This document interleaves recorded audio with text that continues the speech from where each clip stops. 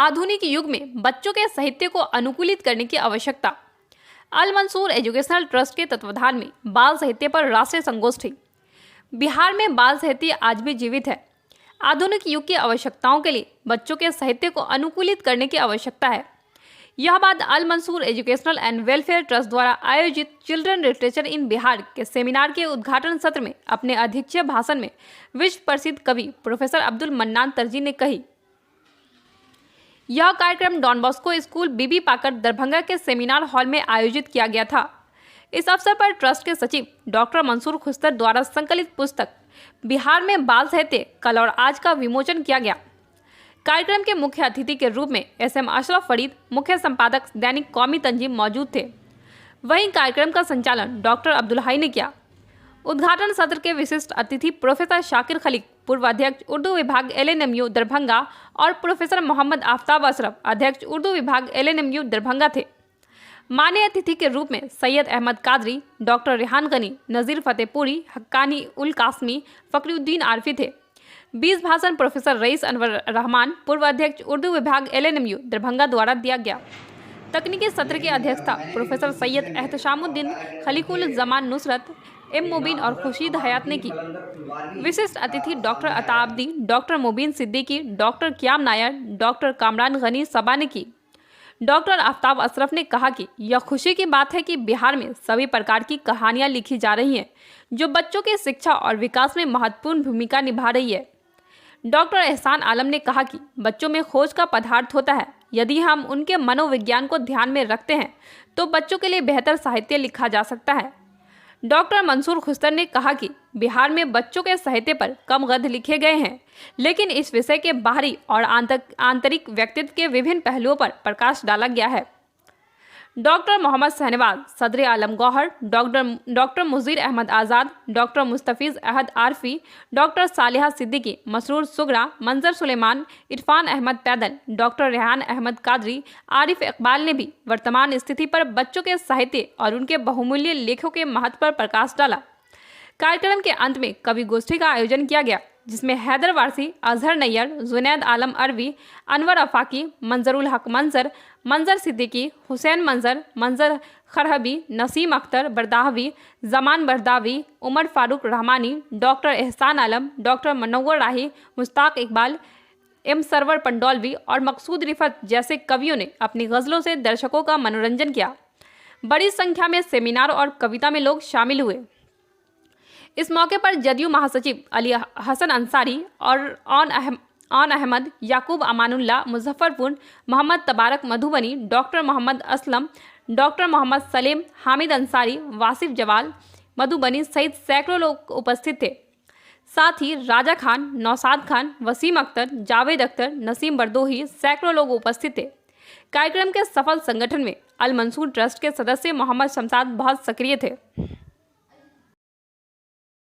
जबकि उर्दू के साथ ये मामला नहीं होना चाहिए, क्योंकि ये वो ज़बान है जिसे हम अपनी माँ के दूध के साथ अपने पीते हैं, सीखते हैं, जीते हैं।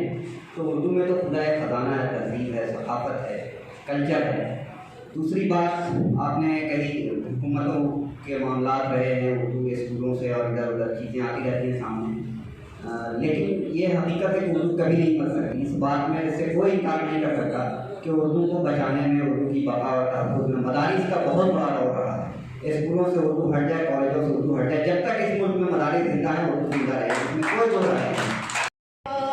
दिल लगा के पढ़ना मेरी तरह लाजवाब हो, उससे बहुत शुक्रिया, उससे ज़रा दिल लगा के पढ़ना मेरी तरह लाजवाब होगी। अभी तो हाय हिजाब है दरमियां हमारे कदम कदम पर, अभी तो हाय हिजाब है दरमियां हमारे कदम कदम पर। मैं क्या करूँगा जो वस्ल की शब तुम्हारे रुख पर नकाब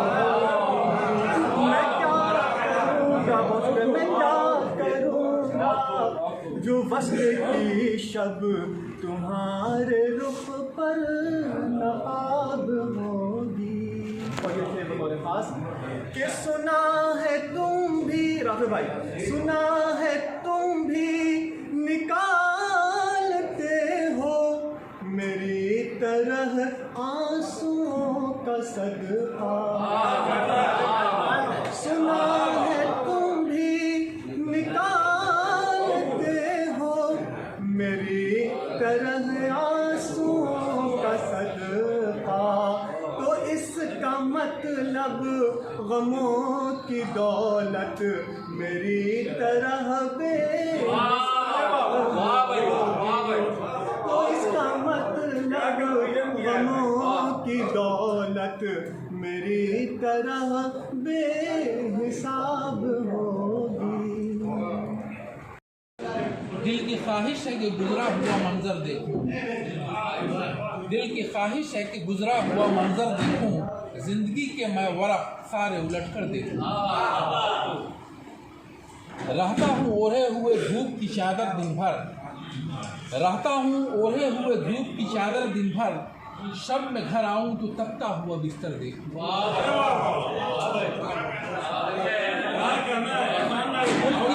उनकी परछाइयाँ करती रही मुझसे बातें, उनकी परछाइयाँ करती रही मुझसे बातें, उनकी यादों से दरोबाम मुअत्तर देखूं।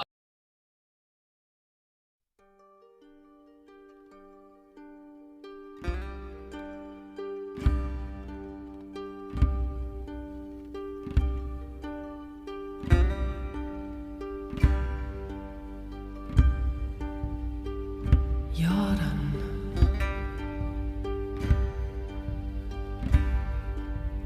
friends, Freunde, mes amis.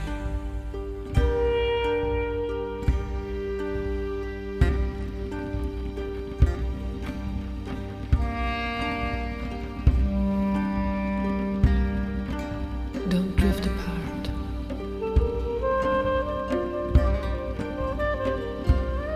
Trennt euch nicht.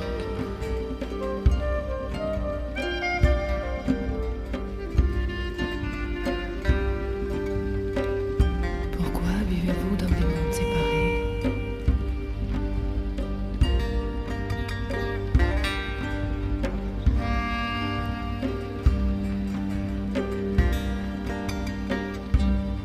Don't cultivate the idea of separation.